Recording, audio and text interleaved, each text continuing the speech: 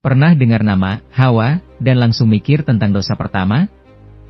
Tapi, tahukah kamu, pandangan tentang Hawa berbeda-beda tergantung kepercayaan.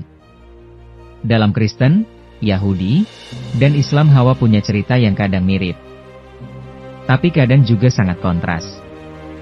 Hari ini kita bedah, siapa sebenarnya Hawa? Dan kenapa kisahnya penting bahkan sampai hari ini.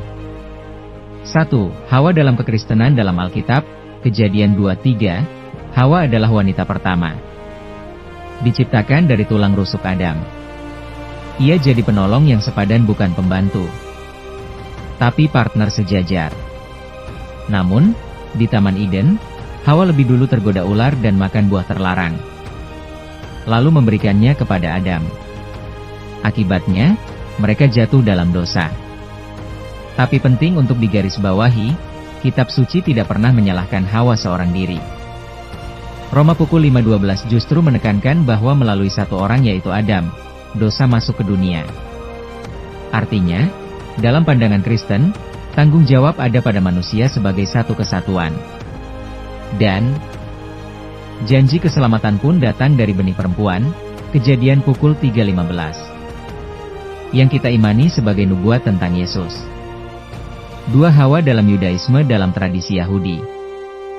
Hawa tetap dikenal sebagai istri pertama Adam, tetapi ada variasi cerita dalam teks-teks rabbinik.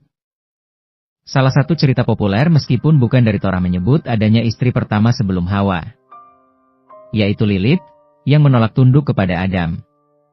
Setelah itu, Hawa diciptakan. Pandangan Yahudi sangat menekankan tanggung jawab moral individu. Dan banyak rabi percaya bahwa Hawa bukan sumber utama kesalahan, tapi bagian dari kisah manusia belajar ketaatan. Mereka juga menekankan pentingnya Hawa sebagai ibu segala yang hidup. 3. Hawa dalam Islam dalam Al-Quran, Hawa tidak disebutkan namanya secara langsung, tetapi disebut sebagai pasangan Adam. Kisahnya ada di beberapa surat seperti Al-Araf dan Al-Baqarah. Dalam pandangan Islam, baik Adam maupun pasangannya sama-sama tergoda oleh iblis dan makan buah terlarang. Jadi, tidak ada penekanan bahwa Hawa adalah penyebab kejatuhan. Keduanya bertobat dan Allah menerima tobat mereka. Islam tidak mewariskan dosa asal seperti dalam kekristenan, tapi menekankan bahwa setiap manusia lahir suci dan bertanggung jawab atas dosa masing-masing. Walau ada perbedaan, ada satu benang merah dari ketiga pandangan ini.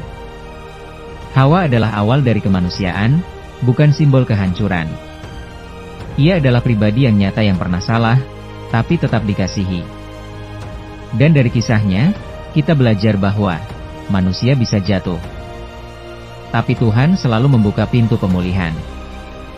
Kalau kamu suka konten seperti ini, klik like dan share ke teman kamu yang juga suka belajar kebenaran firman Tuhan secara mendalam.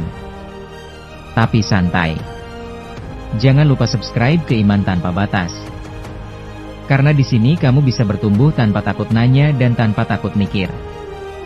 Tulis di komentar, apa menurutmu pelajaran paling besar dari kisah Hawa? Yuk diskusi bareng di kolom komentar.